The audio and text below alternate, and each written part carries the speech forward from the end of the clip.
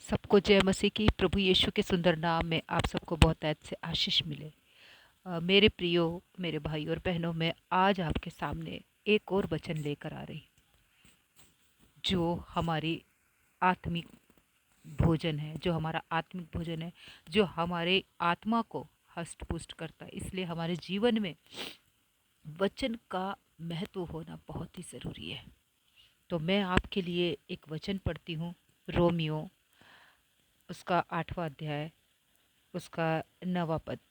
Romans chapter 8 verse 9।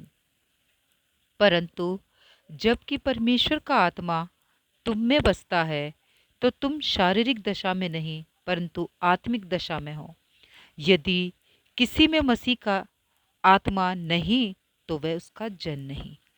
तो मेरे प्रियो, मेरे भाई और बहनों, वचन हमसे साफ कहता है, अगर हमने प्रभु को पहन लिया, अगर हमने विश्वास किया कि हमारा उद्धारकर्ता परमेश्वर प्रभु यीशु जो जिंदा है, उसी के द्वारा हमारा उद्धार हुआ है, उसी के द्वारा हमने बपतिस्मा लिया, उसी के द्वारा हमने नया जीवन लिया है। जब हम उसको पहन लेते हैं, जब हम उस पर विश्वास करने लगते हैं और उसके वचन के अनुसार चलने लगते हैं, तो मेरे प्रियो, हम पूरा का पूरा चेंज हो जाते हैं।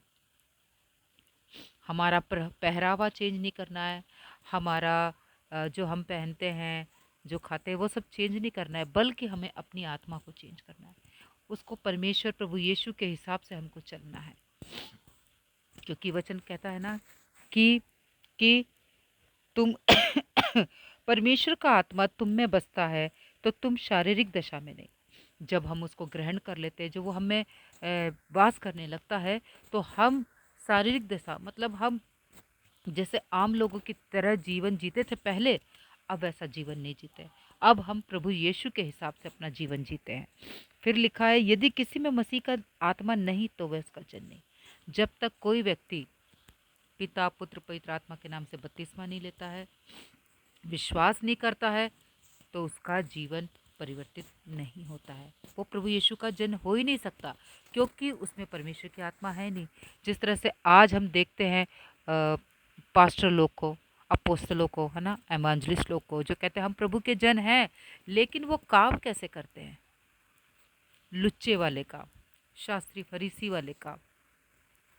तो जिसमें परमेश्वर का जन ही नहीं है, जिसमें परमेश्वर की आत्मा नहीं है, नहीं वास कर रही, वो इस तरह की ही फालतू बकवास करेंगे।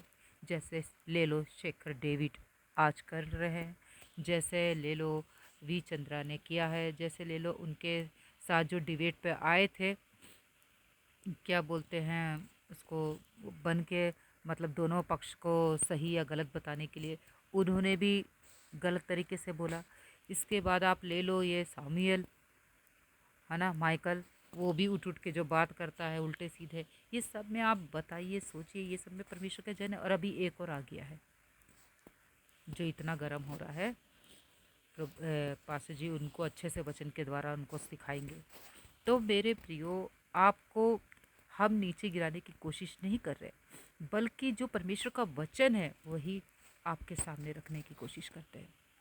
क्योंकि साफ लिखा हुआ है ना वचन में कि यदि किसी में मसीह की आत्मा नहीं, तो वह उसका जन भी नहीं। तो जब आपके अंदर परमेश्वर की आत्मा है ही नहीं, तो आपने उल्टी सीधी बकवास तो करनी है ना।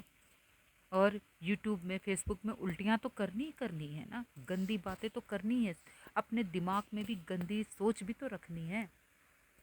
पास्टर दानियल राज जी हर एक बातों को वचन के हिसाब से रखते हैं। वो आप लोगों पर ब्लेम नहीं लगाते, लेकिन आपके अंदर जो आत्मा है ना, गलत गलत स्पिरिट है, उसको वो दोषी ठहराते हैं, उसको डांटते हैं। वो आपसे और मुझसे, हमसे कोई भी उनको गिला शिकवा नहीं है। अगर हम परमेश्वर के वचन के हिसाब से नहीं जा रहे, तो आप सोच लिए कि हम परमेश्वर के दास और दासी नहीं हैं।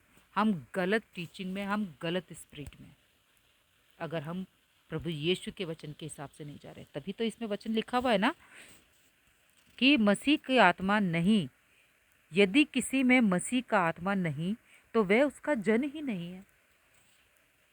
जब परमेश्वर की आत्मा नहीं है उसके अंदर, तो उसने उल्टी सीधी बातें, उल्टी सीधे बकवास, उल्टे सीधे कमेंट्स तो करने हैं। ये तो साफ जाहिर है ना। तो इसीलिए मेरे प्रियो, मैं आप लोगों से यही बात कहना चाहती हूँ कि हमारी जो ये देह है वो परमेश्वर का मंदिर है। वो हम में चला फिरा करता है, सॉरी, वो हम में चला फिरा करता है। आप कभी पास्टर जी के जूते को लेकर, कभी उनके बालों को लेकर, कभी उनके कपड़े को लेकर कमेंट करते रहते हैं। अरे मेरे प्रियो, हमें सांसारिक चीज़ों को लेकर बहस नहीं करनी है। अगर उन्होंने गलत तरीके से पहना तो बोलिए ना। आप क्यों उनके पहरावे को लेकर उल्टी सीधी बकवासें करते हो? आपको बात करना है तो वचन को लेके आइए ना, वचन से बात करिए, अगर प्रभु के लोग हो तो। क्योंकि हमारे पास्टर दानियल राज जी को कोई शौक नहीं चढ़ा, या मसीह मंथन बैठक के सदस्य को किसी को शौक नहीं चढ़ा है कि उल्टी सीधी बातें करें आप लोगों के लिए। और उल्टी सीधी बातें तो कर नहीं रहे, बल्कि वचन से ही बात कर रहे हैं, क्योंकि हमें सिखाया गया है, हमने सीखा है वचन से बात करना। तो अब भी समय है, आप अपने आप को सुधार लीजिए, नहीं तो अंत बहुत बुरा होने वाला है। मैं आप लोग को ये वार्निंग देती हूँ, चेतावनी देती हूँ कि अब भी समय है, गलत शिक्षा से बाहर आइए। जो संसारिक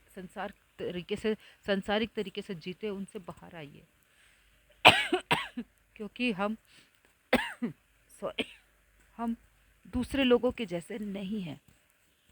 जब प्रभु यीशु ने हमें चुन लिया है, हम उसके वचन के अनुसार चल रहे हैं, तो हम परमेश्वर के जन हैं। हम दूसरों और किसी की बातों को लेकर नहीं चल सकते। संसारिक तरीके से हम तौर तरीके से नहीं चल सकते।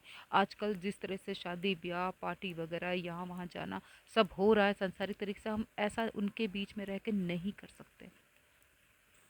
हमें परमेश्वर ने चुना है, तो हमें परमेश्वर के हिसाब से चलना होगा।